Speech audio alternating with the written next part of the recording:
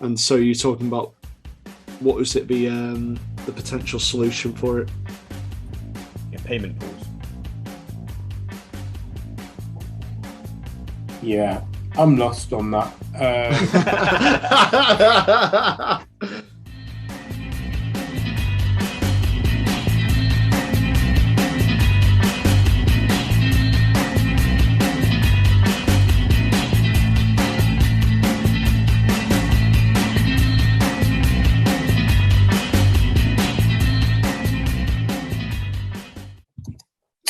Welcome back.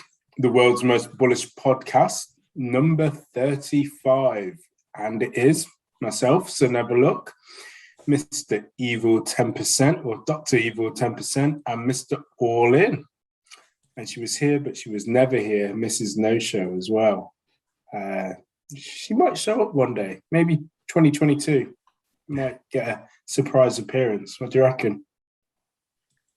Hopefully. Can't do worse than just, what was it, 3 episodes this year?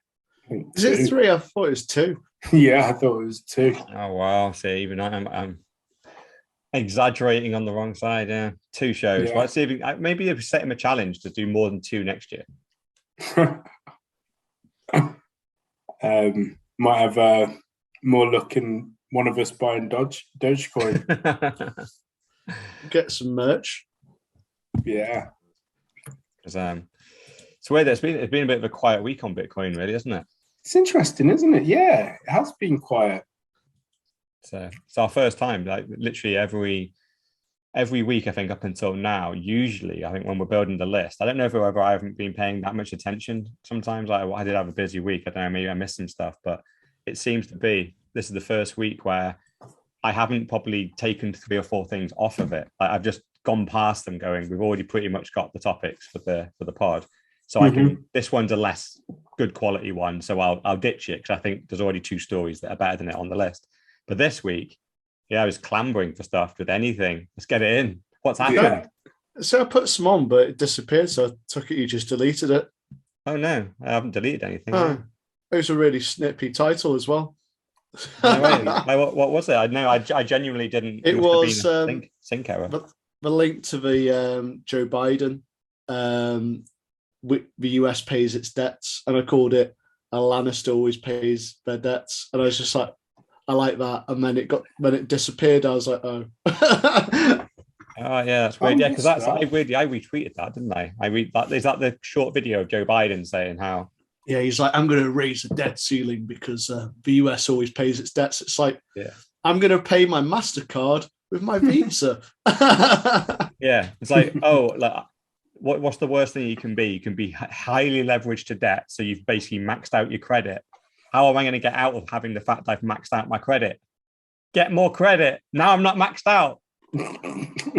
No, that's not how it works, mate. You're in the shitter before, and now you've just added a load more money on top of what you already owed that you knew had no chance of paying off anyway. But it's like this kind of like veil around inflation and about the debt crisis.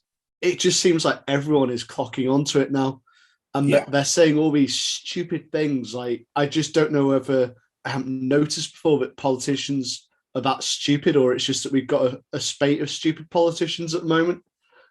All sorts is coming out, about inflation. Let's remove transitory, and then debt. The US always pays its debts, and everyone's just like, "What the fuck are you doing?" It just seems like everyone is clocking onto it now. It's interesting, isn't it? That it's everyone's kind of aware of it. I think it was in the group where we talked about that time when you realise that wrestling isn't that wrestling's fake,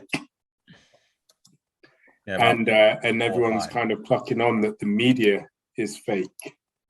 Oh, I think that was a meme, wasn't it? Yeah, but I definitely think we're there at that point. I think it's multiple things. It's the government, it's the media, it's money. Everyone's just clocking on that it's just all an absolute mirage. Yeah. I'd like to agree. I think the problem is, I think it's probably the echo chamber that you see on Twitter. That's full of sensible Bitcoiners. So of course they're highlighting these posts and commenting on them, and it's all very. I love obvious. how you're saying sensible. Yeah, well, like people understand the money, right? So it's sensible. Yeah, It's but sensible isn't the word which I'd use for Bitcoiners when they're flinging around silly memes and shit posting.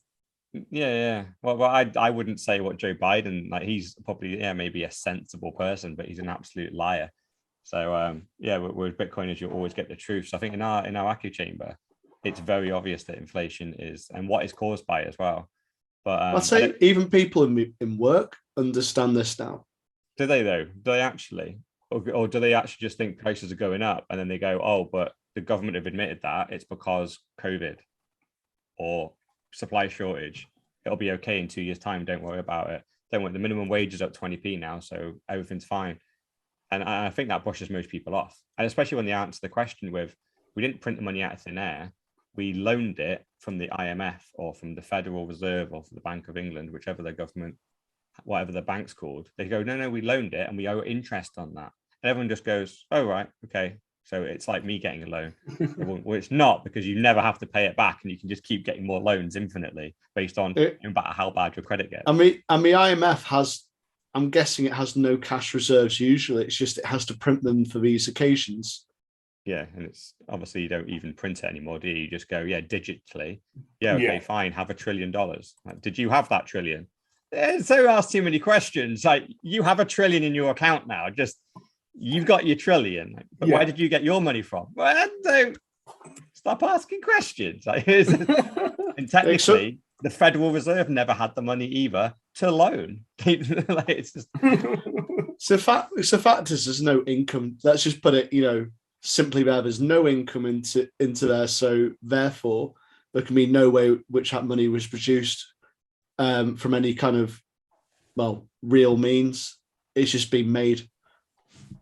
Yeah, and we've got a story, haven't we? Obviously, we've gone straight into inflation, but like our inflation weekly this week is America had admitted that they were 4.2% inflation, which was the highest in something like 20 years. But now they've confessed that it's actually 6.8%, which I think they missed a trick there. They've done a 6.9. They could have got away with memeing it, but they missed a trick. But 6.8 inflation. And we still know this is a lie, right? But it's getting closer and closer to where the real truth is. Like, is it actually close? Well, it's getting closer. Like, up until now, it's been 1 or 2%, it's 1 or 2%, isn't it? Instead of really probably about 10. Now they're at 6.8%, and really it's probably more like 25. But they've taken quite a big negotiation movement from when they're 1 to 2. They're at least admitting they're getting closer to 10 now. If they get into double figures and actually publish a double figures that, and I don't think they ever will, or at least for a couple of years, because that will really potentially start the unraveling of fiat currency. Once people see double-digit inflation in 1 year, they'll go, I shouldn't be holding this currency, regardless of whether you're going to buy Bitcoin with it or not. They might just buy more property or more stocks. They're just going to get out of the currency, and that in turn will cause the currency to fail.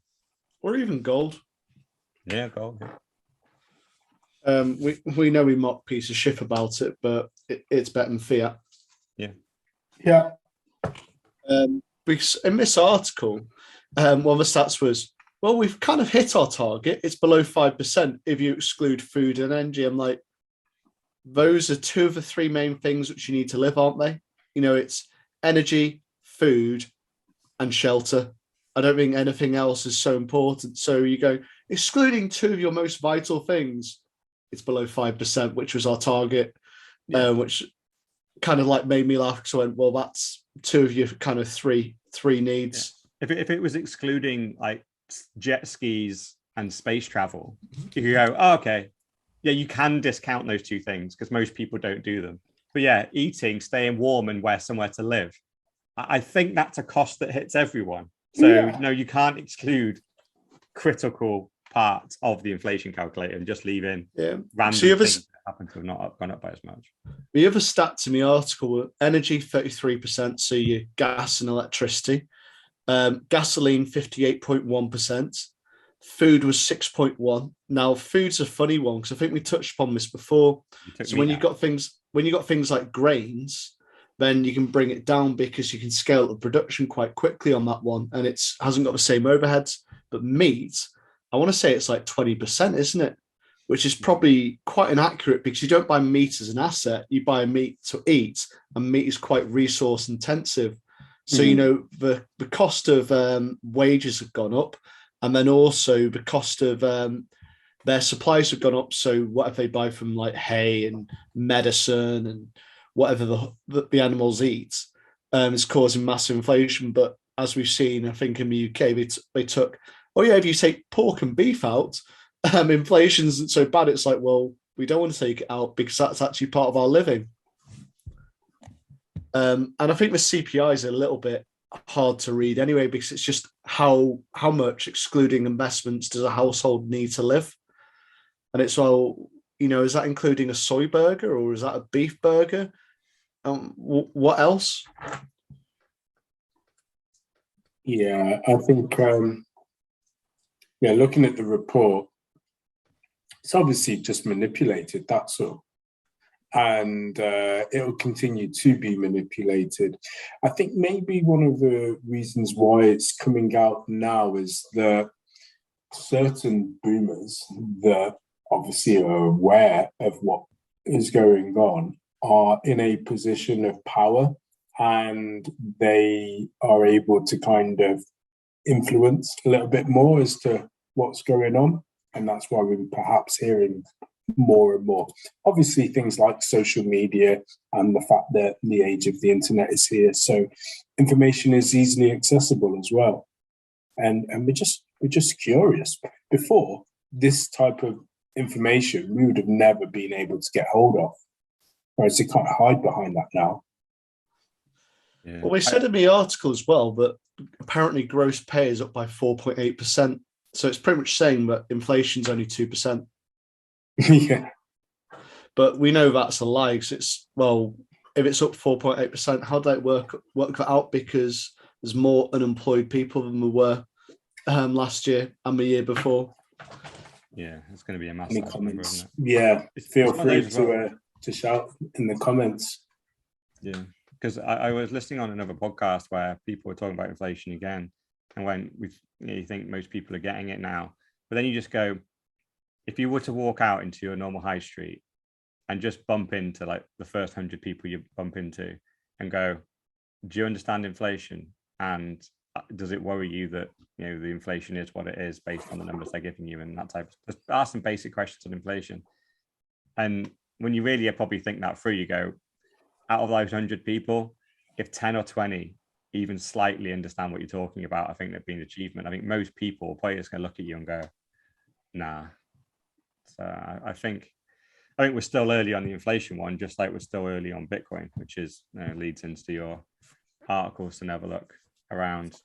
Even though 90% of the overall Bitcoin of the 21 million have been mined, so we're not early on the distribution of Bitcoin, but we're still early on Bitcoin's journey. Yeah, absolutely. And it was interesting to kind of note this as well. So as always, information's in the show notes for anybody listening in whatever medium that you are listening in. But we are at the point of 90% of all the 21 million Bitcoins now being mined or have been mined. So,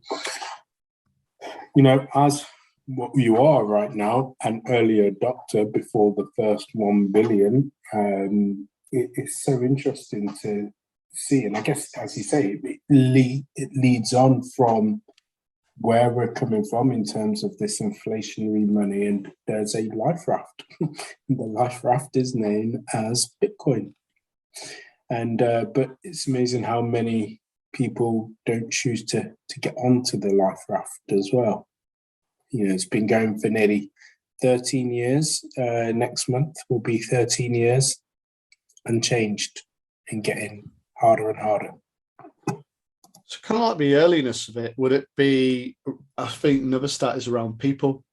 So what is it, about 80 million or so people meant to own Bitcoin as a rough estimate? I think a bit more than that. I think a couple of 100 million we're now. Okay. So the stat's probably a bit outdated, but you kind of think that versus 4 billion, still early. plenty of room for growth.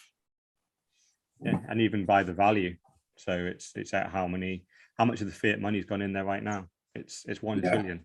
So it's almost at the like the sweet spot. I think it's like, I think like we've had a couple of shows ago, we had that crossing the chasm kind of chart with social media, mobile phones, like the internet, like planes, cars, just about everything that went pretty much 100% adoption in the end. What was its adoption curve? And it's around that 100 to 200 million people. That's like the tipping point. Once you get to there, it's a dead cert. Like hardly anything ever gets to that volume. And then once you get, and it's also around that 1 trillion, around the 100 to 200 million people, that's when it's out of early adopters and kind of like the innovators and the people that just gamble on stuff. We're now into the early majority, but into the very early stage of it. And it's just a matter of time till the rest of the early majority come in, which is a couple of billion people. Then you have the late majority come in, which is the next couple of billion. Then you have the laggards, which will be the final billion. They will take 20, 30 years longer than everyone else. They'll resist it returning. But that's exactly the what boomers. Yeah, exactly. Yeah, still there. But yeah, so it's almost like the perfect time where I think the risk reward ratio of Bitcoin is now quite nice, because I think you still have a potential 100 to 1 shot, but it's quite certain to come in. So I think your odds are very good.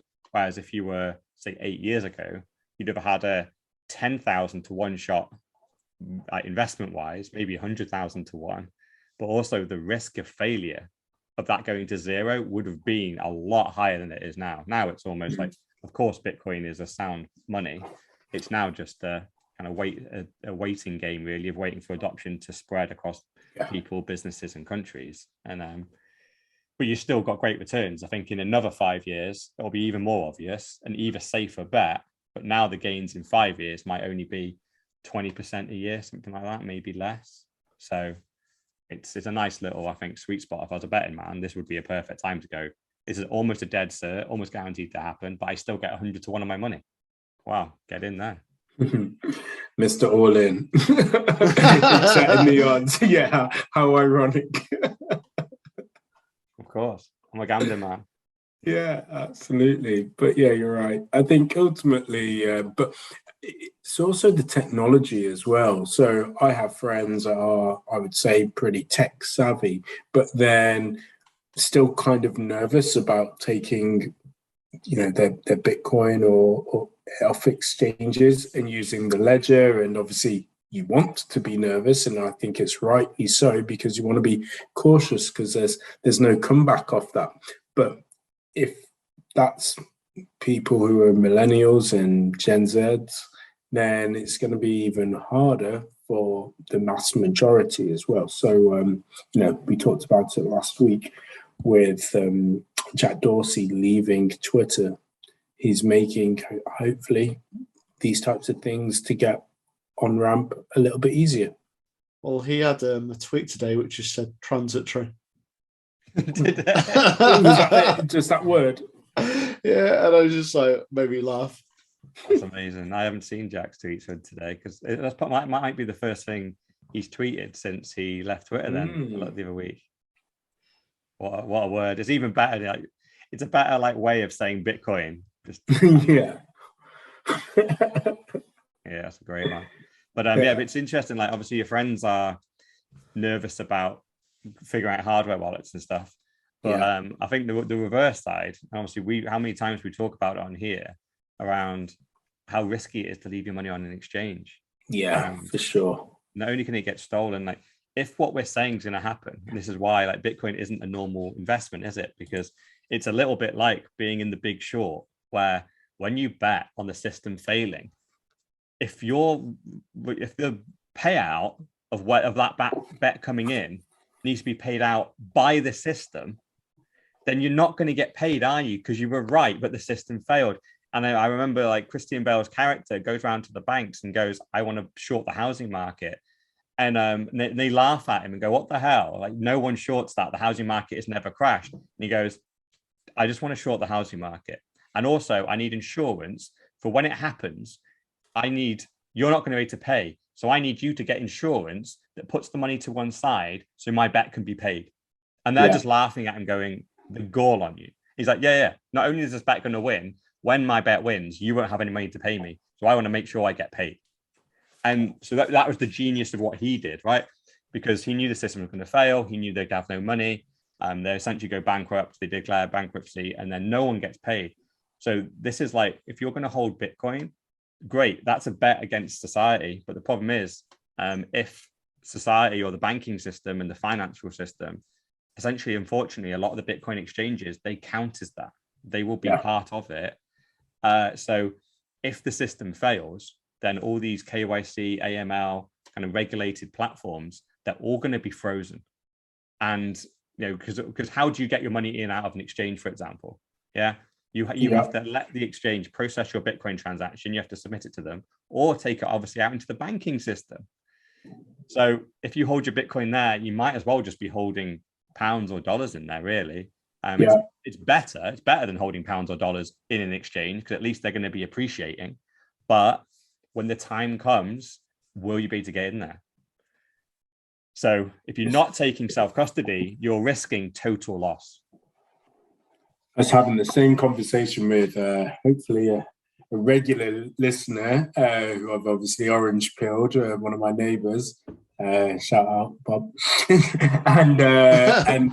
and essentially he was talking about doing the same with shares, and he was using trading 212. And I said, well, do you actually own these shares? And so there I was Googling away, and it says, no, you don't own the shares. We own the shares through our broker, which is Interactive Broker. And I was like, you want to watch that, because if anything happens, then that money that you think that you've got isn't actually yours.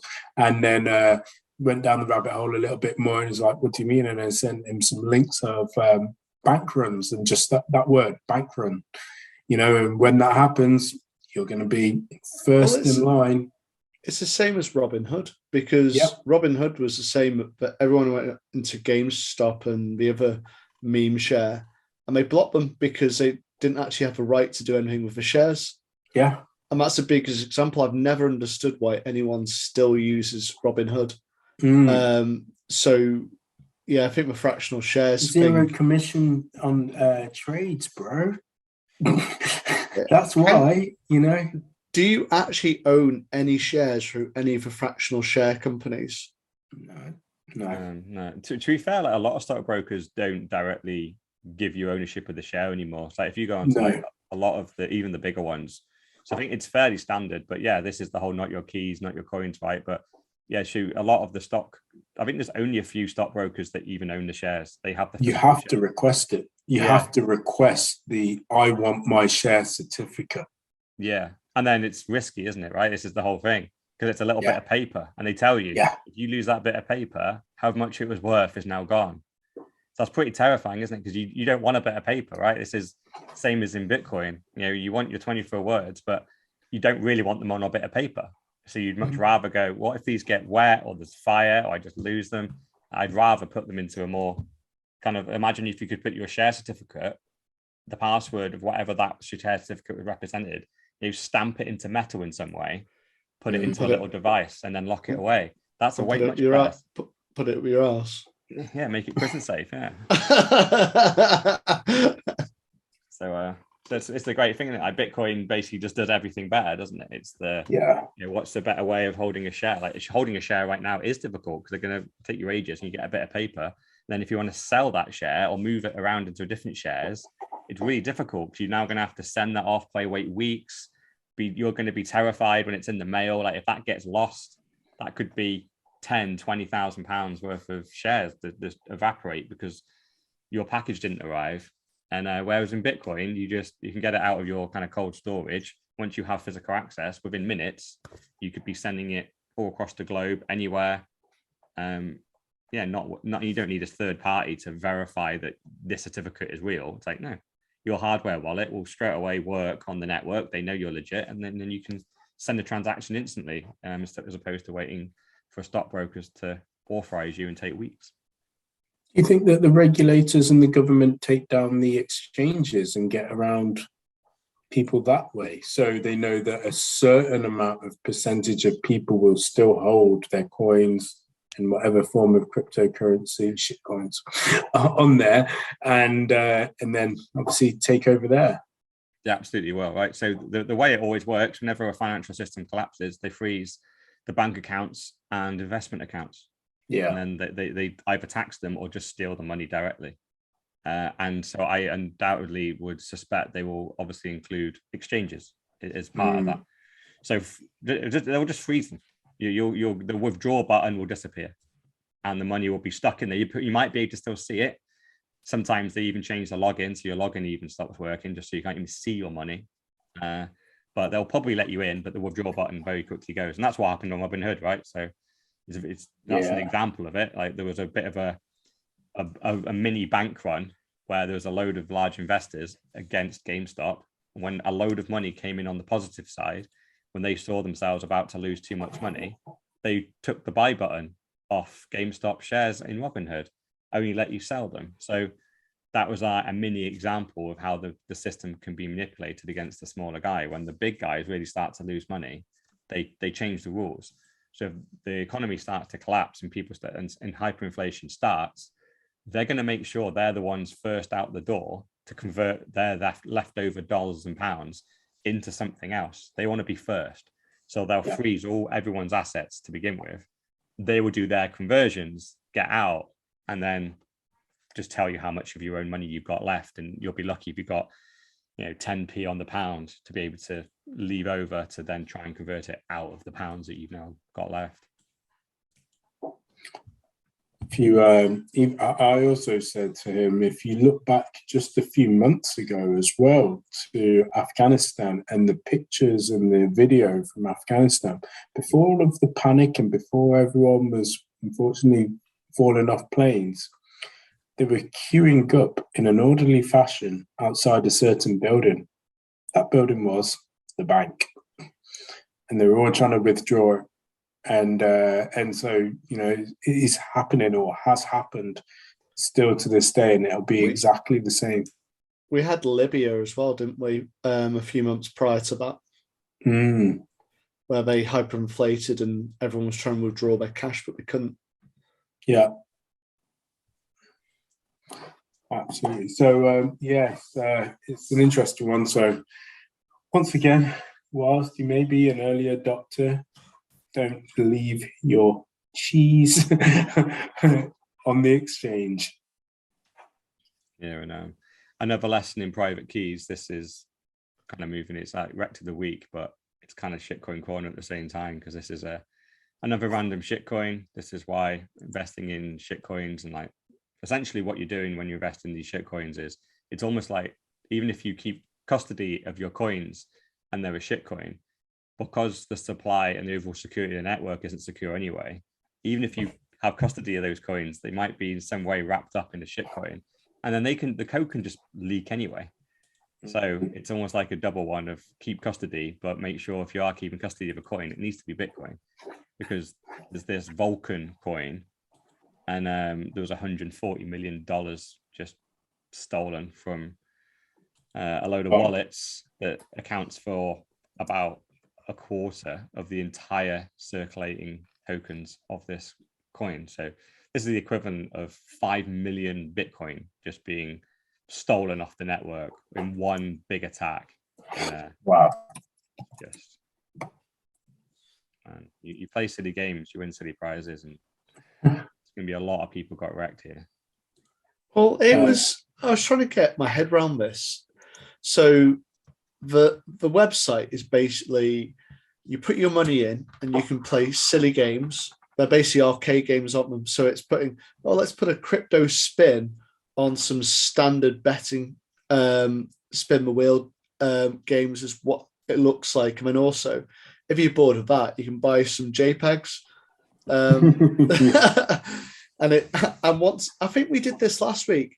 The last wreck of a week, I think, was about Ethereum and how it got hacked in the wallet. So, but that was where they put a script over the top and diverted the Ethereum. So it wasn't as clear on this one, but it said it's a crypto gaming ecosystem. And it said, I think 25% of the wealth was stolen. So there's actually 400 users in total. So it's not a massive ecosystem. but I suppose There's it's only got 400 users. Well, it said there was just under 100 of them correctly in terms of wallets, and it's a unique wallet per user. That's hilarious. If they only had 400 users, that's pretty impressive to have this kind of value. Yeah, I didn't really understand. Maybe it's some Worth bad $500 assumptions which I've made. So you're basically paying crypto and accepts Ethereum to other shitcoins, and you get PYR, which is their own crypto, and the person stole their crypto, like millions of that, and I'm just like, well, because it's some shitty gaming token, can't you just like mark those or cancel them somehow? Or is it just a publicity stunt of some sort? Yeah, it could well be because because in here actually, it says the private keys got stolen. So this is next level stupid by the Vulcan guys, because it means they must have left their private keys online on a server somewhere, and someone's hacked into it and just taken the private keys directly from there to that. That's like storing your 24 words on your computer somewhere and just put it in a folder, hoping no one goes and looks in it. And someone looked in it, stole a quarter of their supply.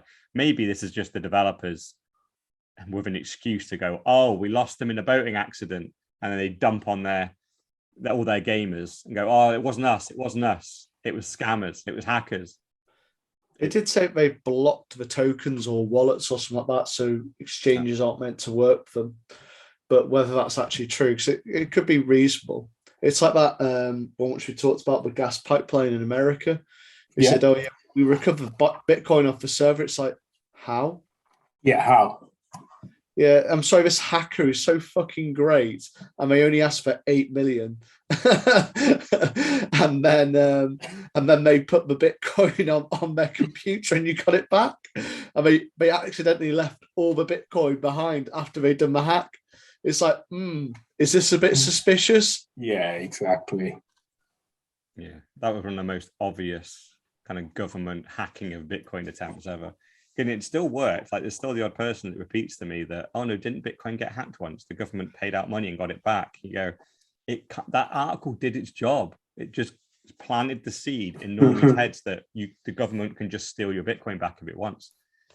And obviously we know it can't, but is this a face-to-face person who's ever said that to you?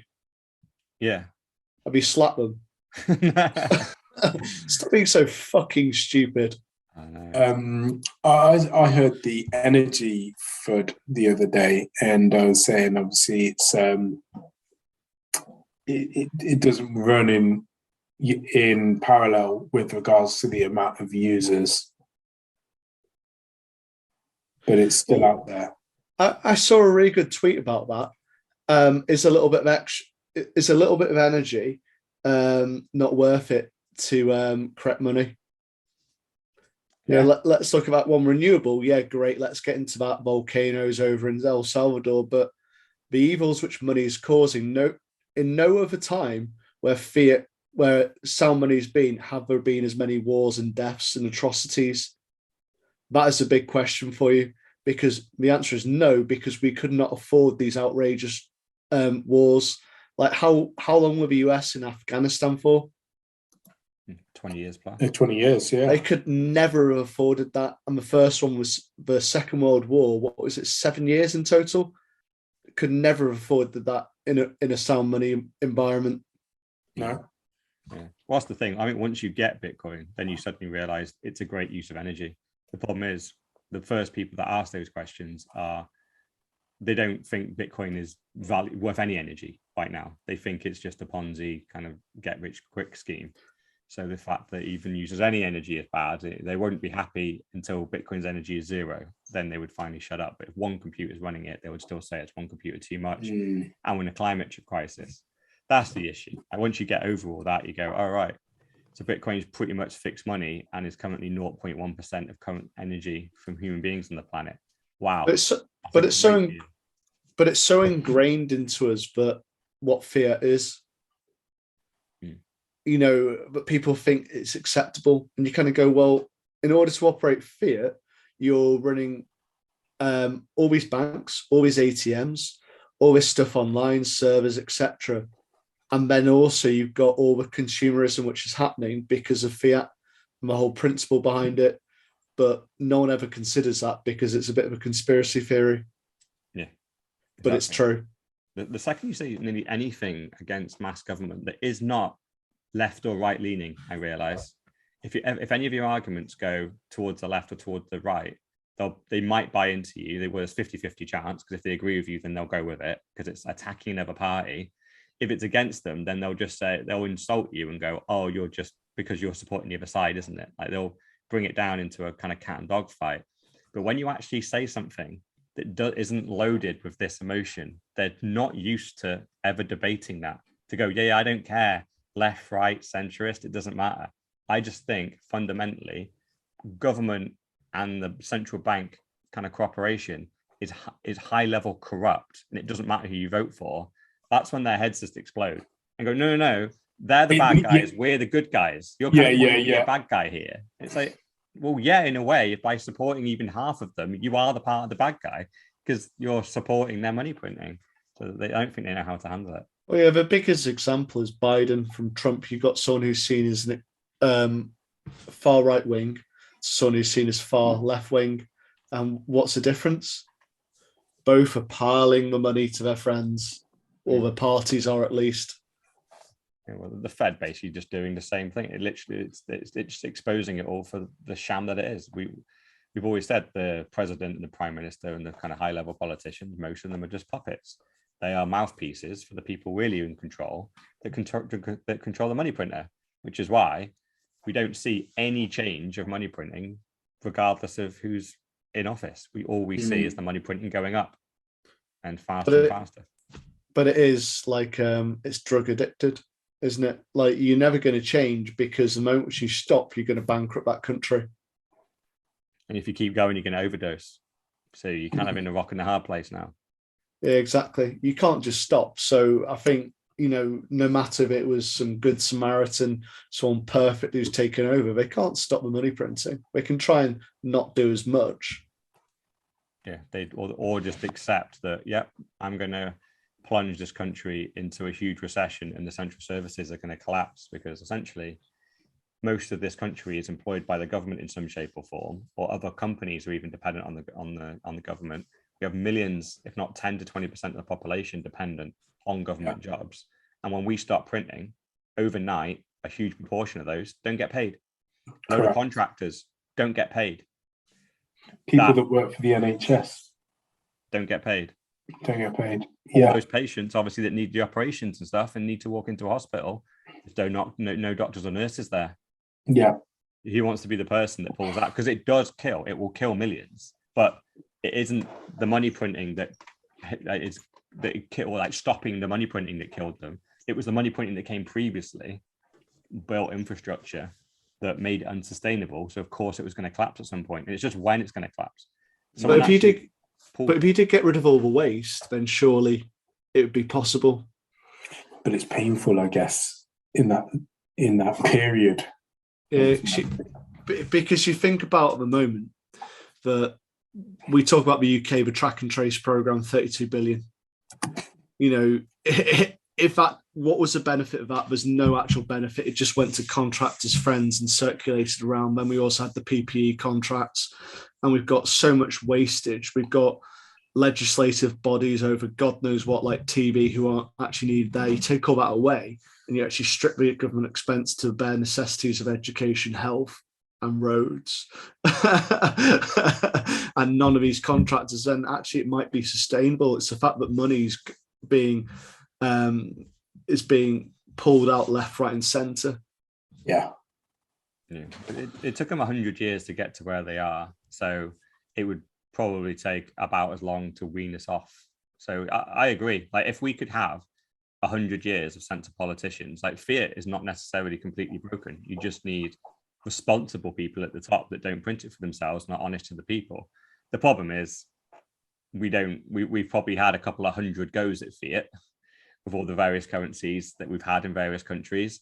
Every single one's gone the same way, where eventually some human at the top gets greedy, they start printing, and the wheel starts spinning, and every single politician that's coming afterwards just keeps it spinning faster. So unfortunately, that kind of Nirvana scenario of, oh, let's get some actual real life, honest, ethical people to the top. And instead of just pulling the plug out, actually, let's just go, right, we're going to reverse back and we're going to start, we're going to stop printing as much. We're going to slow ourselves down and then also make the proper attempts at getting the efficiency into their government system.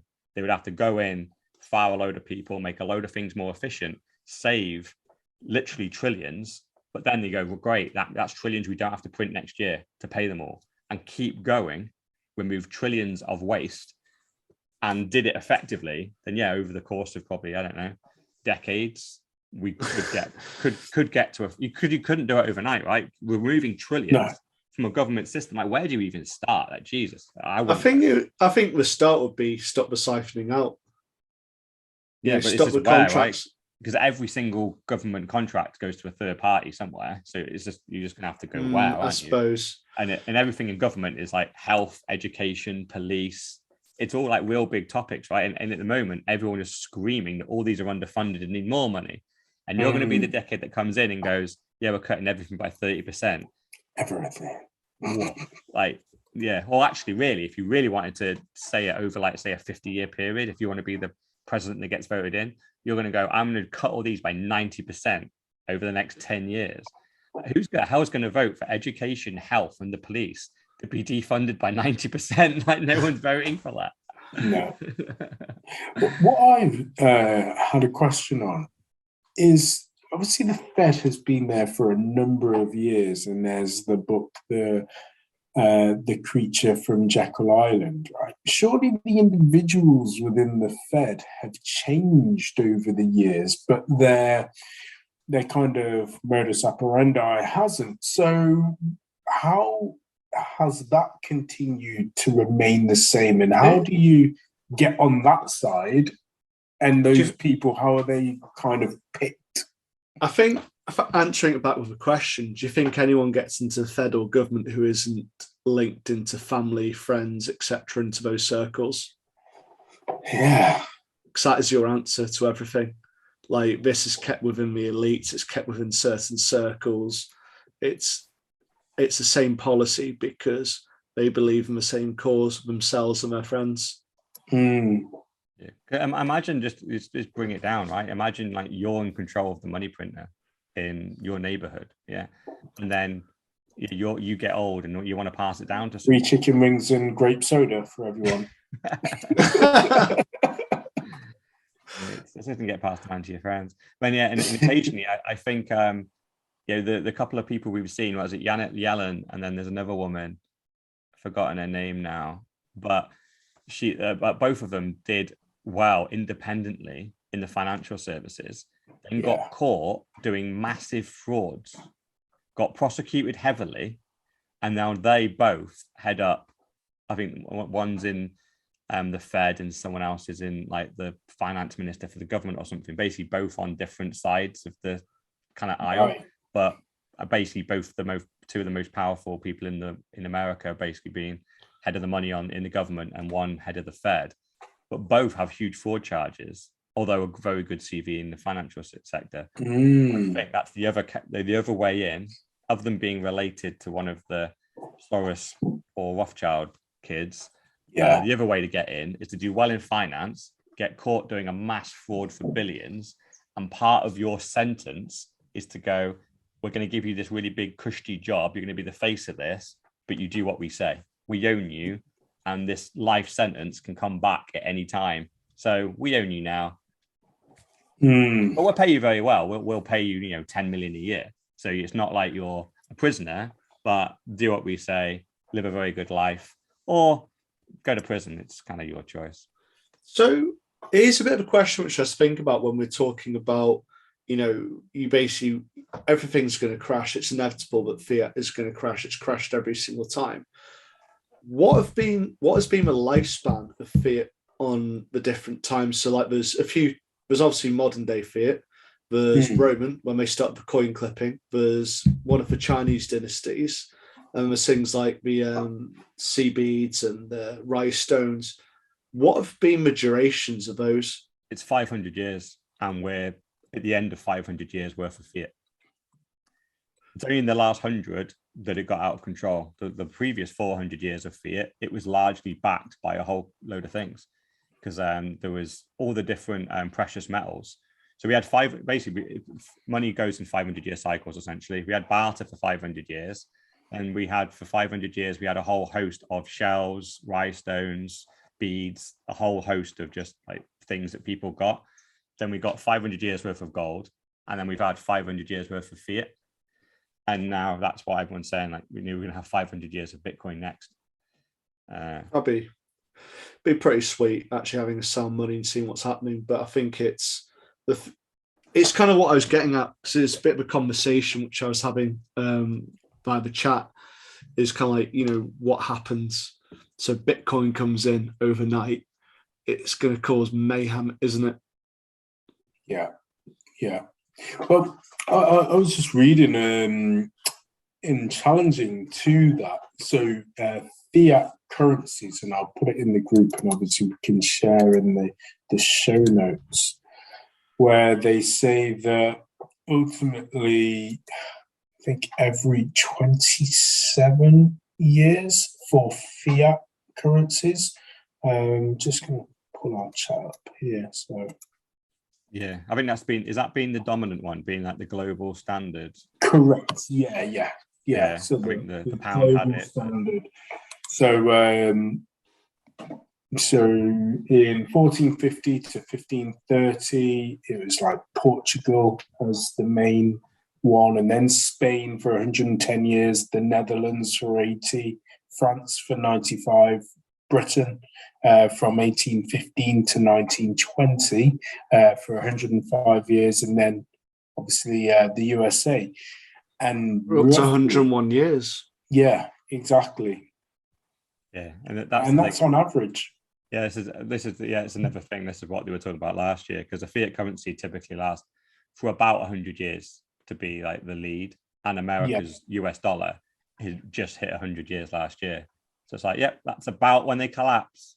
Correct. They don't last much longer than this. And when you look if you think about the last 100 years, you've had two world war. Well, it was the end of the First World War, the Second World War. You've had Vietnam, you've had Afghanistan, Iraq, you had Iraq the second, when there were no weapons of mass destruction, Afghanistan. So you've had all these wars, just ways to generate money. So it does seem like this kind of fits in with I think it was a sovereign individual, how we talked that things go a bit haywire towards the end of days. Yeah, and it's interesting, isn't it? There's some event that makes it go haywire, and in line with 100 years. It's like something just has to happen towards the end, and then boom. We've seen 20%, if not 25% of the entire money supply created in the last 18 months. Yeah. And weirdly, there's go on. I've got something to say. I was just going to say, on each of these ones, so we got Britain, France, Netherlands, Spain, Portugal. What caused the end? So we know that Britain was First World War, mass printing. It basically had to pass over to the US because I think the UK was fucked. What caused France, Netherlands, Spain, and Portugal to be removed as the reserve currency? I'm not sure. I'd have to go and have a look. But basically, I was listening to a real good podcast, right, where they explain why it always happens. They call it, there's 4 turnings. So in every example where a fiat currency takes off, you start in the first turning. The first turning is you're coming out of disaster. So you are now the new hope. Like normally you've come this is out of the First World War. Exactly. You come out, everyone works together, and all people want is the basics. They want a nice house, the white picket fence, just their kids to go to school. They want a return to normality. And so they rebuild, everyone really gets together. You then get the second turning. This is when the kids grow up and they resent what their parents built for them. They hate the white picket fence. They start to rebel. They become, that's where like rock and roll and like. Yeah, I was going to say 1960s. This is the rebellion years, right? Then you have the third turning, which now It's the old hate the young and the young hate the old. The things are starting to collapse. The young now coming through can't even rebel. The system is already starting to crumble. They look up and realize they don't have enough opportunity. The old people look down on the young and go, no, it was just the same for me. You're not working hard enough. And so they don't help them. They push them down even further. So this is people not being able to afford houses, people struggling to live, afford to feed their family, not being able to retire. Yeah, I think this is pretty much where we grew up. I think we grew up kind of in the third turning, where we noticed it wasn't fair. No one gave a shit, but we could kind of just about get through. I think we were at the start of it, though, where it wasn't so obvious. I don't know. Well, it depends, because now it depends on how close you think we are to the fourth turning, because the fourth turning is then collapse. That is where everything blows up and society collapses, either in war, famine, or pandemic. Then you go back to the first turning again. So the whole analogy is we're in the fourth turning right now. This is chaos. People aren't just resenting each other now. It's full-scale war. There's division everywhere. There's money printing. There's wars. There's death. This is how society essentially goes into its fourth turning. And it's a weird one, because obviously there's some Bitcoiners that disagree with the fourth turning is going to go the way it's going to go. Potentially, we don't need collapse. We could transition, but I just don't see how it does. I know not without a fight. I know a lot of the philosophers and the people that just believe in, look, because it's the whole classic, like, oh, this time it's different. Like, maybe we can break the cycle because Bitcoin's better. And unfortunately, it does look like even on lots of times when people were in the third turning into the various civilizations, there was big innovations in technology. If you go back through all the civilizations, things like running water, being sanitary, kind of like medicines and all, and like cars, trains, all this stuff. There was lots of new technology. That would be about the First World War. I think you had flight just prior to it. Yeah. I'm pretty sure the Wright brothers weren't too far before trains. And then I've never really understood why the First World War kicked off. It was basically a politician was killed by another country and everyone jumped in. But why would you ever do that? And cause 4 years of war, which no one could afford. Yeah. So it just seems super weird, because unfortunately, obviously Bitcoin's the outlier here, but when you go back, there were big innovations in a lot of these third to fourth turnings, and you go, that was their way out. If they'd have just leveraged that, they could have potentially rebuilt society without it failing. But it seems to be that almost the powers that be just are so stubborn that once they go on their journey, then society collapses every four turnings, and we're in the fourth turning, so we're about to go through a societal collapse, which isn't going to be fun. Well, I just typed in the big innovations from First World War, and it's just come up with a bunch of things like tanks, machine guns, and tactical air support. And I was just like, that's not what I was looking for. Maybe that's the one kind of innovation there. Yeah, going on my classic middle-aged sad guy. Ray Dalio's new book has just come out as well, so that'll be my audio for the Christmas season. The new World on my order. Yeah, so the new World Order, I think it's called. So it's obviously talking about the collapse of the US and how the rising of the East, with China becoming more and more prominent. So keen to listen to it, because I think that it flows into this quite nicely, and within our lifetimes we will probably see the collapse of the US dollar being the reserve currency. But it does terrify me that Bitcoin doesn't become it and the yen does. Well, yeah, it certainly could, but I don't think that it would have as long as the other currencies as we've got down here on the chart.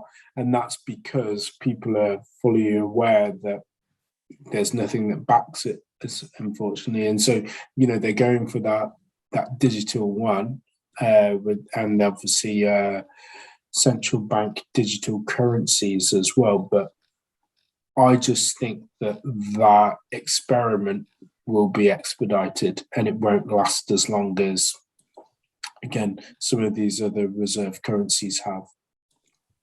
Yeah, hopefully. Yeah. I think naturally it will, because it'll be seen as things like Bitcoin. It'll be seen as we need to do that, but again, it just won't work. So going back to the First World War, the big inventions: sanitary towels, paper hankies, so Kleenex, sun lamps, daytime savings time, which I fucking hate, tea bags, the wristwatch, vegetarian sausage. Oh my God, vegetarian sausages were in the First World War. My Lord. Zips. I quite like zips. Stainless steel. That's huge.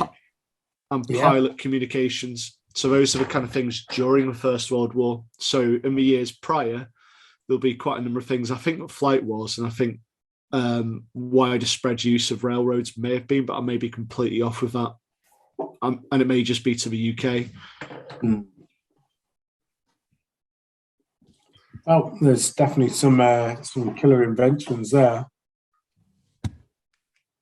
Stainless steel, definitely.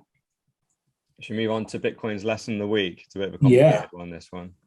Which weirdly, it's normally like a positive thing, but it's actually a bit of a negative thing. This is actually a bit of a go down the rabbit hole, but it's not always kind of the pretty side of Bitcoin. This is, we've solved a lot of problems around like scalability and even certain elements of the privacy of transactions.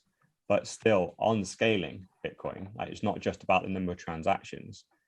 This actually refers to how many people can take custody of their Bitcoin. Because to be able to actually have your Bitcoin on the main chain, you need an address. And essentially it's UTXO, which there's only within Bitcoin, well, there's not enough for 8.8 billion, not even close. I think there's like tens of millions or something. There's only tens of millions of unique addresses that will store Bitcoin on the Bitcoin blockchain. So the only way we've managed to get 200 people owning Bitcoin is because 80 to 90% of them hold it on an exchange, which have then centralized it in like 3 or 4 wallets. So there's only, I think, like, I don't know at the moment, probably about 10 million or so people that have actually got an individual wallet. And obviously multiple people have loads of different addresses. There's actually quite a low number of Bitcoin addresses, and it does not scale to the 8.8 billion. So if everyone wanted to take custody of their Bitcoin tomorrow, right now you couldn't do it on the network. However, there is a proposal going forward right now called payment pools, which allows you to now use a U2XO. It's almost identical to Lightning in a way, but instead of for payments, this is just for storing it.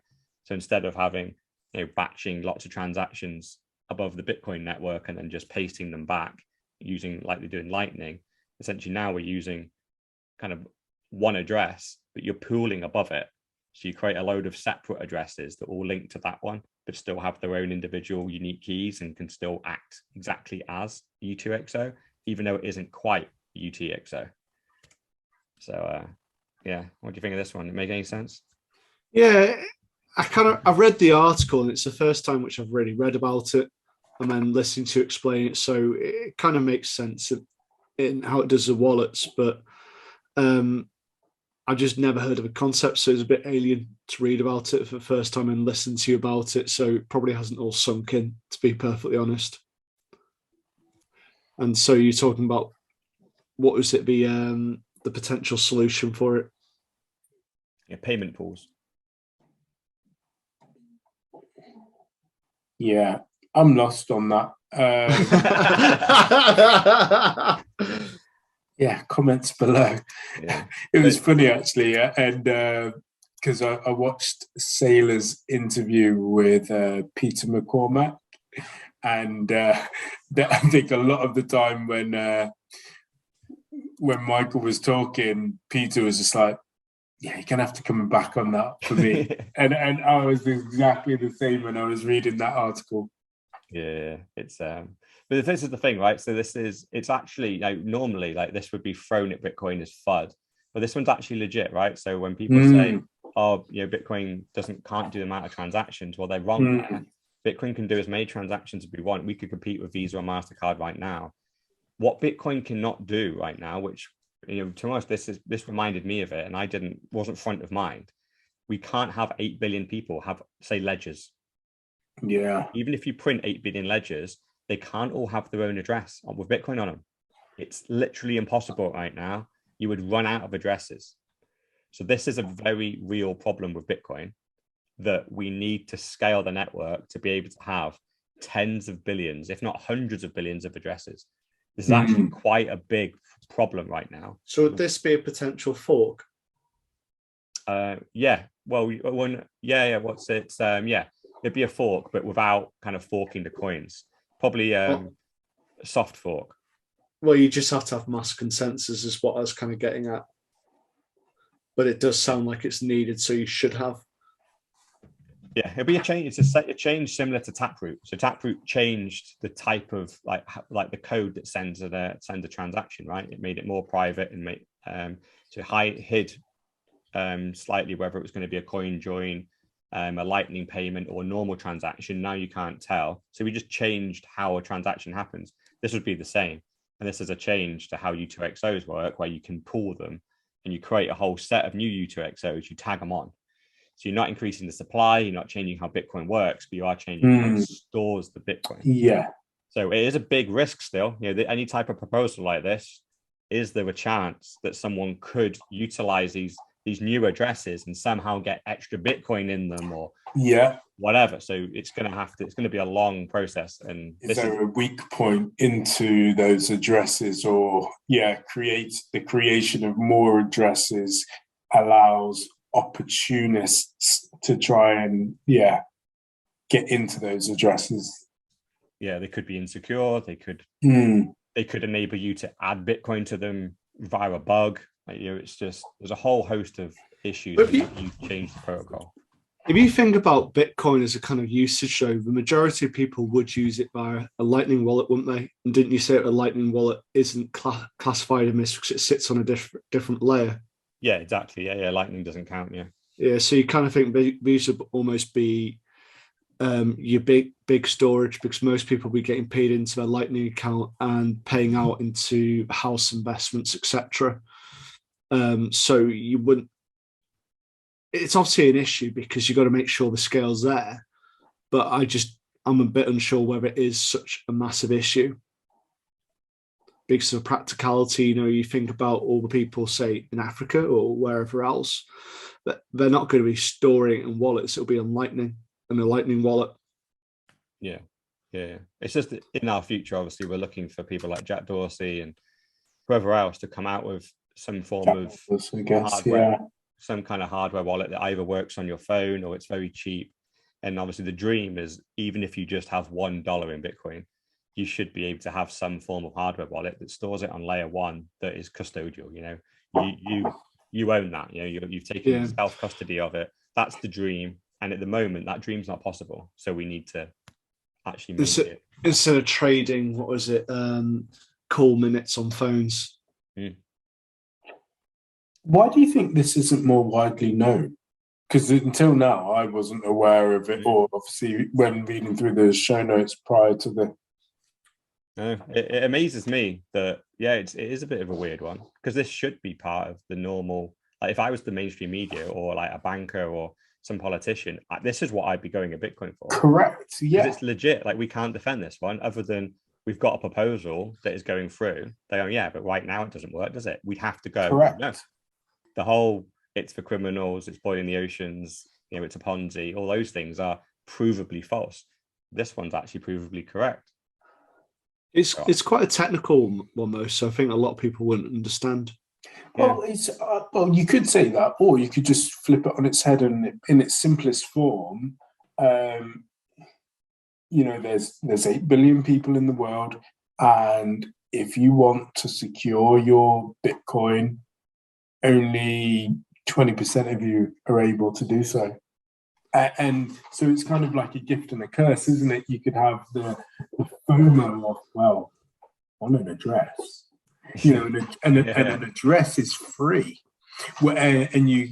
and obviously people don't really see that with the 21 million Bitcoin, because of course the price of getting one Bitcoin is out of reach for most.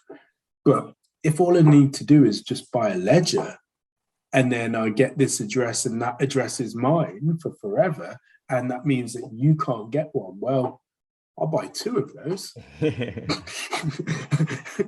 And it's an easier way to get in, isn't there? Yeah, it's actually a clever piece of marketing. Actually, you might be able to actually spin this. It's actually quite nice. Yeah, it's almost like having a domain, isn't it? Like, do you have a Bitcoin address? Because only 200 million people can get one. So correct. I'd get in fast. That's me working in sales in my mind, how I think. But the thing is, you put the message out, but the mainstream media would then spin that and just say it's limited, so Bitcoin isn't scalable. So I think it's one which I think Bitcoiners would be wise not to talk about, and I think the media won't get into it because they don't understand it. It's the only thing I can think of right now. But it's quite easy, because they could literally just say only 200 million people can ever use Bitcoin. Correct. And we couldn't really say no. It's a complicated, well, they can still use it, but they need to use it on exchanges or in wallets where they hold the keys for on their behalf, which that obviously we know isn't Bitcoin. But then, that straight away, that's a nuanced point. It's probably why they lose it, because they don't understand custody. They just think, well, there's always a central third party controlling something. So if that's solution for Bitcoin, and that's fine. They don't realize that, no, that isn't fine. Storing it on an exchange or in someone else's wallet where they manage the keys for you, that is not what Bitcoin's here for. So too big to fail, isn't it? Like that exchange, it'll never fail. Like, obviously, if you talk about the Mt. Goxes of this world, it goes over a lot of people's heads. But that, to me, is the nightmare, really, because you just wake up one day, not that I hold anything apart from a couple of quid off the free lessons on Coinbase in the exchange. So, great, I've lost £6 and a couple of pence right now as it's tracking, and not bothered. But if you've got your entire stack on there, I'd be crying. I got £18.49. Is it? It's not bad. Must admit, I orange pilled a family member the other day, and they came around to buy their first Bitcoin, and nice. so they bought some, and then it was great because they lost a little bit of money in fees and all that kind of stuff. I went, don't worry, there's some shitcoin lessons here. We clicked through a load of them. They learned all their money. That's the bit, weirdly, they enjoyed this bit the most. They were going, oh, you're not even reading the thing. It's like, no, you just guess. Like, look, you can do it. Which one do you think? They A, B, C, or D to me. They went B. It's like, congratulations. That is like, you know how like Binance Coin saves its thing on what a blockchain. It's like, no, I don't know. It's like, well, you did. You just got paid $1 for knowing it. Next. And like, we went all the way through it. And then we did about 15 of these things. She had like 28 quid or something, or it was quite a lot, because when you first joined, there's a load of lessons out there. I'm not getting them anymore. So on mine, I've just gone to Learn and Earn. It's got Stellar Lumens. I've earned 10 XLML. I've got Fetch II, earned 3 FET, AMP, earned 3 AMP. So all mine, I can't. I think you're missing Clover. Yeah, you're missing quite a few there. Yeah, you must have missed. Yeah, nothing's come up for ages. I don't know. USD was another one as well. Yeah. USD coin. Maybe if you're just trying to on your phone, maybe they're not coming through fully on there, and maybe just logging on the desktop. Yeah, but I'm hoping I've got a load of free money sitting there. Yeah, it was great because she was about 20 quid down in fees and managed to make them back. And because you do the whole, you learn the shitcoin and then you convert it, and she loved the conversion. Like, oh wow, it's going from this random thing into Bitcoin. It's like, that's what I want. It's like, yes, yeah. So, out of interest, what kind of got them to flip? They came into some money, and want to get it to work for them, and they've been hearing me talk about Bitcoin for ages, and they want a piece. They're not completely orange pilled, it's slowly but surely, but they just see it as an investment at the moment. They see that sounds like they're in it for the gains. Yeah, they want to diversify portfolio, but they do have concerns. They are going, I don't want to hold it in cash, and I want to put a fair bit of it into property and stock market, but they're going, I want some exposure to Bitcoin. And but yeah, they're not fully orange pilled. They've just got a bit of money and they're looking to put a couple of percent in. Are they the type of person who would commit to either using your app or reading the Bitcoin Standard? Yeah. They went off and with some reading to do. So it's one of those good things. Every time you kind of come round, you're not going to have sit next to me helping you buy Bitcoin for an hour without me trying to orange pill the hell out of you and dropping in some stuff. So yeah. What I was really amazed at as well, because when you talk about those types of people, Dr. Evil 10%, I kind of obviously either link them to Bitcoin lessons or layered money, because I feel like it's an easy read. And then if I feel like, okay, that person is able to really get their heads around stuff, then naturally it's the Bitcoin Standard. And you've got to read the Bitcoin Standard. Sweet. Our shitcoin corner of the week. We're talking about shitcoins here. They're good for earning Bitcoin on Coinbase. So Mr. Elon has popped up again, literally today. Oh gosh. And now Tesla are going to make some merch buyable with Doge. So, of course, a nice Is it just merch, or I thought you could actually buy a Tesla with Doge? Or is it? I thought it was just the merch. Because obviously Mark Cuban allowed people to buy stuff at the Mavs basketball arena. Merch, yeah. It says at the moment on his tweet anyway, I don't know if there's any articles around it, but Elon tweeted just merch. Okay. But he doesn't mention cars. But no one would buy a freaking... Well, I suppose there'd be about 3 guys that would buy a Tesla with Dogecoin, because they're the 3 guys that own all the coin. They got billions and billions of the stuff. So they probably do it just for the PR, but the average Dogecoin holder, I can guarantee they don't have their own wallet. Like, I think Dogecoin is one of the highest coins that has the majority of like the individual owners. And there's like 3 wallets that own all the supply. They've got self-custody of that, but the other 10% of the supply that's owned by normies, it's almost 100% on exchanges. Right. So even if you wanted to buy something on Tesla, even if you wanted to buy a hat with Doge, I'd imagine a load of them have no clue how to buy anything with it, because it's sat in an exchange and you can't make payments from in there. People still flock to it, which I don't get why, but I guess they haven't really done the educational piece to understand it.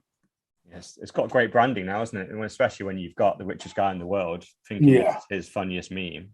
So memes are worth money, right? And just that one tweet, I think Dogecoin pumped 20-30% just today, and it was on a down day as well. It went from, was it 16p from 12p, so it went up 30%, and it slid back down to 14p. But what are you going to buy with Doge? Like a squeegee or something, or a cloth? Yeah, and I said in the chat, it's still down from about 60p, isn't it? Yeah. So even its pump still like a third of what it should have been. Like, the Doge holders are probably celebrating about this, but you can't buy a Tesla, and Tesla are not holding Doge, so I just feel like it's a bit of a novelty. Yeah, you can buy yourself some fluffy dice with Tesla stamped on them, and that's about all. Yeah, which is quite fitting, really, isn't it? Mm-hmm. But Elon's just coming back to it. It's on his Twitter feed now, and he's got Formula One with Zoom written all around it. He's like, I'm so happy Formula One started using subtitles. He's on one, and another like nice one to finish off on. Yeah, and finally the Matrix 4 coming out next week, which I'm super excited about. Apparently it might be going a little bit woke, so we'll see how woke they go. Hopefully they stay true to the original story. But we got the one, Keanu Reeves here, and the interviewer seemed to be quite a big NFT guy. I've seen quite a few clips. We're linking to one here, and starts asking Keanu Reeves about NFTs. He's like, oh yeah, they can't be copied.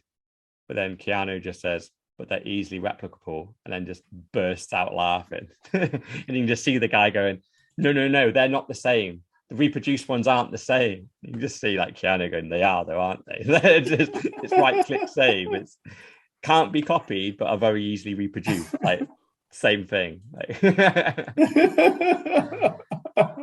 I could just see him, just laughing. I didn't see that until now. Brilliant. And there's loads of clips of this guy just going, like, he literally, this debate goes on for quite a bit longer, and Keanu's just not having any of it. He's just like, mate, it's JPEGs and random songs and just little video clips. Like, this is just a version of YouTube that, for whatever reason, every video or picture costs 10 grand. Like, there's no rhyme or reason. Just come on, stop it. Like, this is silly. It's like there's not one version of the Matrix, right? There's one Keanu Reeves. Yeah. So if you want to pay for him to be in your film, there's no way of copying Keanu from a previous film and pasting him in your film. Like, you can't do that. But obviously, once he's made a film, he realizes, there's no original Matrix 4. Like, once it's been printed onto one DVD, they're all equal and they all have the same film on. Yeah. Someone can go, oh, this was number one. It's like, okay, maybe that has a little bit more value because it's number one, but we all know it has exactly the same thing on it as my one does, even though I was number 3 million. So I'm not going to spend a huge amount of money on your version. If I just want to watch the film, I'm like, I've got the film. I don't need your one. I'm going to watch this one. And it's the same with NFTs. Yeah, NFTs, people are still going on about them, but I feel like this just going to get wrecked. Don't think they're going to be around for forever. Surprise, surprise. They're not art. Not quite.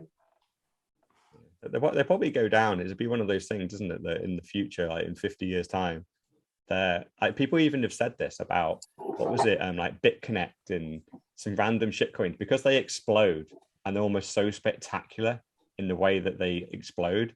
It's a little bit like having a Zimbabwe $100 trillion note. It's almost part of history, you know. So almost having a bit of BitConnect or having like one Doge is almost like, you know, you'd show your grandkids that, almost like, remember this legendary scam? You know, you're reading about it in your textbook, like the ultimate scam that like scammed billions and billions. Oh, I've got one of them. I've got like one Doge. It's now worth 0.0000001p, but I've got one. I've got one. Like before they shut the network down and it got declared illegal, Granddad got one. That's its only value. It's not going to be like, you know, just to show the grandkids. I want a dink donk. I want one of those. Maybe there is a place for that though. Like the worst coins. Like, remember, there's certain consoles that failed, and now they're worth more.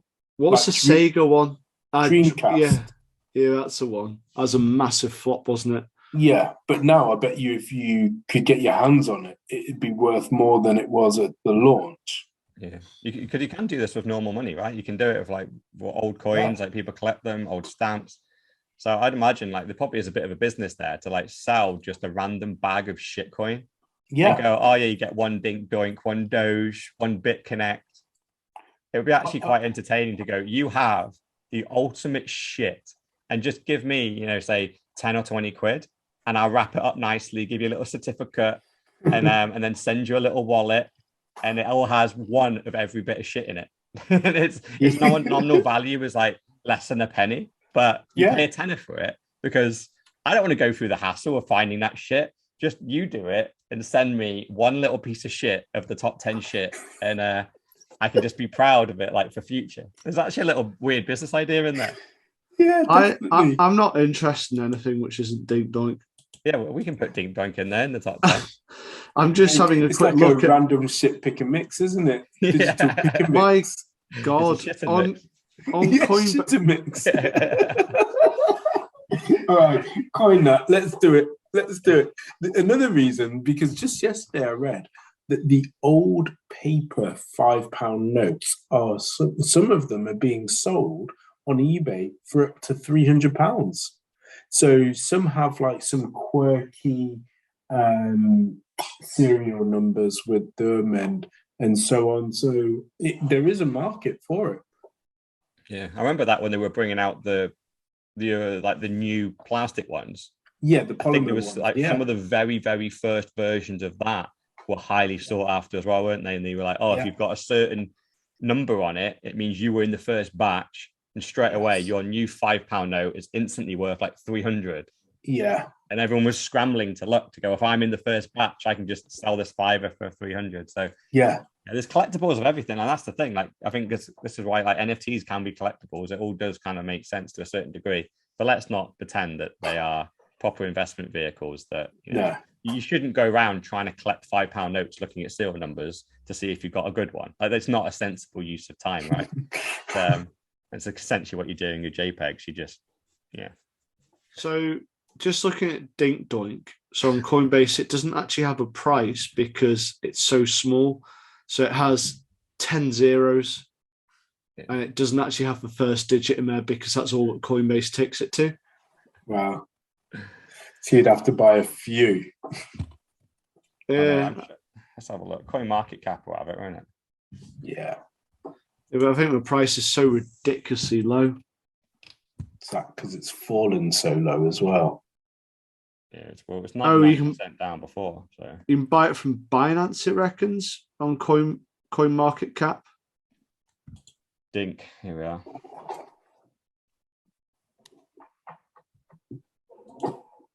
Oh yeah, it's a Binance Smart Chain coin, yeah.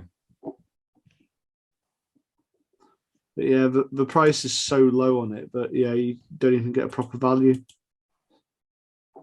Yeah, actually, yeah, the pricing seems to have disappeared from this page as well. It might well have been delisted and it's completely gone to zero now.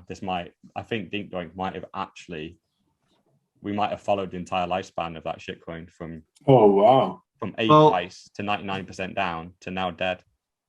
2, 3, 4. Yeah, it's 5, an untracked listing. Yeah, they think it's completely dead. They've pulled it. When I just googled it, Dink Doink price, it's 0. Then 10 zeros, then 5758 US dollars. Yeah, if you click into that, is that actually a live price or just because according to CoinMarketCap, which is normally quite spot on, it literally says the current status of Dink Doink is untracked. So but anyway, we've given Dink Doink way too much airtime on this review show. So it looks like, anyway, that would be great news if it's finally gone down before 100. That final 1% can really take time. So if it's kind of gone from something to zero all in the space of a year, at least they all learned a good lesson. Because sometimes it's not even a year. I swear it was only launched about 4 months ago. I think so. It's only this year. Yeah. So maybe the top 5 shitcoins based on name, because I've never really looked into them, of what their potential use case was. Monkey Jizz, Dink Doink, Cum Rocket, Dogecoin, and one more, I guess. BitConnect is the good one. Okay, BitConnect. So maybe that's your 5 shit mix right there. How much would you pay for one of those each? Yeah.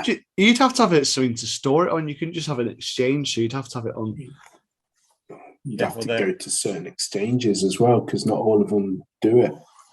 Yeah. So what's it worth to you? So looking at the converter on crypto.com, in order to get the price up for Dink Doink, I'd have to hold 1 billion coins and it would cost me 5 cents. Right,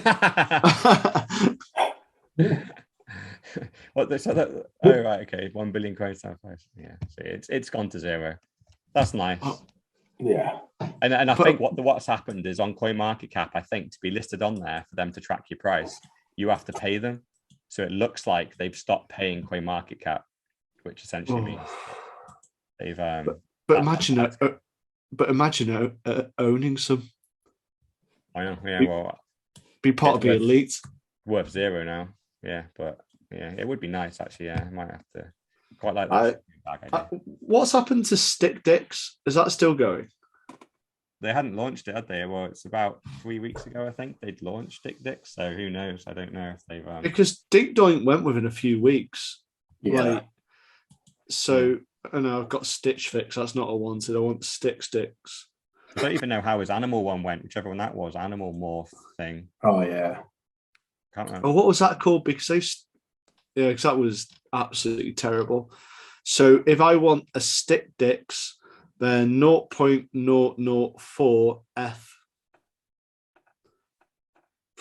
I'm actually going to look into it. I'm going to. I might do a 2021 shit mix. Let's throw in some NFTs as stick dicks as well. Yeah, it'd be good to have a little bonus NFT in there, just one of the really shittest ones. Like Yeah. a rock or something, or stick dick. Charge someone 10, 20 quid for it. It's just like a stocking fiddle, isn't it? Or like an office Christmas Santa gift. Yes. Get him a shit mix. Yeah. For a tenner. And you just go, yeah. And you just give them a code and go type this code into the wallet. And there really is self-custody. That's your private key that unlocks 5 shit coins. You're literally selling shit and making money out of it. This is fine. We found a way to value shit coins just by selling them for the novelty. Yeah. I like it. I'm now looking at NFTs. Yes, I've completely gone on a diversion there. All right. Well, there you have it. Podcast number 35 brought to you once again by Mr. All In, Dr. Evil 10%, and myself, Sir Neverlook. Till next week, and more memes, funny jokes, and of course, Bitcoin news. Take care.